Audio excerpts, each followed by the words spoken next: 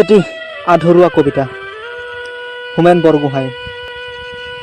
সপোন আছিল, মোৰো এটা সপোন আছিল, এদিন আপোনাক লগ কৰা, মুখামুখিকৈ বহি কৰিম কিছু কথা বাৰ্তা। পাতিব লগা আছিল কিছু আছুতীয়া কলিজাত সাঁচি ৰখা মনৰ কথা।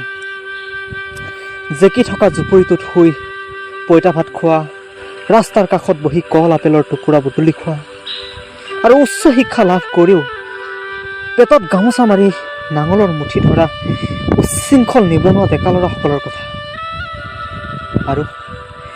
আৰু শুনাম বুলি ভাবিছিলোঁ মোৰ দিনলিপিৰ পৃষ্ঠাবোৰত আঁকি থোৱা কিছুমান ছন্দবিহীন গল্প আৰু কবিতা। হে চিৰমনুষ্য, বিদায়, চিৰশান্তি। হোমেন বৰগোহাঁই। অনুৰাগী উত্তম বসুমতাৰী।